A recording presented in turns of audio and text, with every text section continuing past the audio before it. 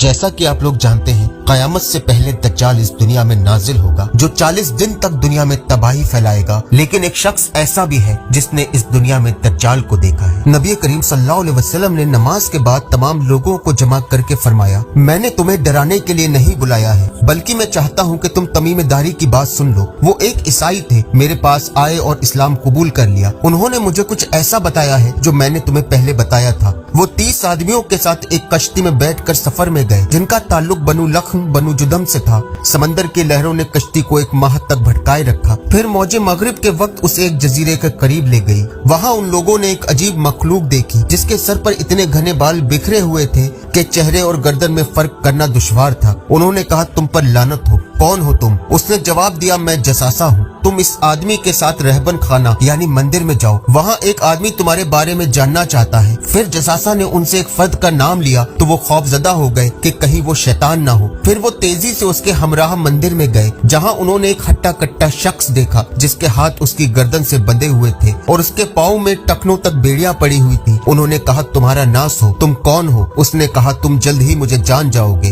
तुम अपने बारे में बताओ, तुम कौन हो? उन्होंने बताया, हम अरब हैं। जसासा ने हमसे कहा कि तुम बेचैनी से हमारा इंतजार कर रहे हो, इसलिए हम तेजी से तेरी तरफ आए, ये समझकर शायद तुम शैतान हो। उस बंधे हुए शख्स ने कहा, मुझे बैत शियान के खजूर के दरख्तों के बारे में बताओ। उन्होंने पूछा, तुम उनके बारे में क्या जानना चाहते हो? उसने कहा, मैं तुमसे पूछता हूँ, उन दरख्तों में फल आने लगे हैं या नहीं? उन्होंने कहा, हाँ, उस पर फल आने लगे हैं। तो उस शख्स ने कहा, मेरा ख्याल था कि उनमें फल नहीं आएंगे। फिर उस शख्स ने कहा, ये बताओ, तिबेरियस की झील में पानी है? उन्होंने कहा, उसमें बहुत ज्यादा पानी है। फिर उसने जुगर झील के बारे में पूछा। उन्होंने कहा, उसमें भी बहुत पानी है। उस शख्स ने कहा, क्या उस पानी से खेती होती है? उन्होंने कहा, हाँ, उसमें बहुत पानी है और शहर वाले उससे खेती करते हैं। फिर उसने कहा, मुझे बेपढ़े लिखे उम्मी नबी के बारे में बताओ, उसने क्या क्या किया? इन लोगों ने बताया, उन्होंने मक्का छोड़ दिया है और यथरिब यानी मदीना मुनव्वरा पहुंच गए हैं। उसने पूछा, क्या अरब उससे लड़ते हैं? उन्होंने कहा, हाँ। तो उसने पूछा, वो उनके साथ किस तरह पेश आते हैं? उन्होंने बताया कि आस पास के इलाकों को कंट्रोल कर लिया है। ये सुनकर उसने कहा,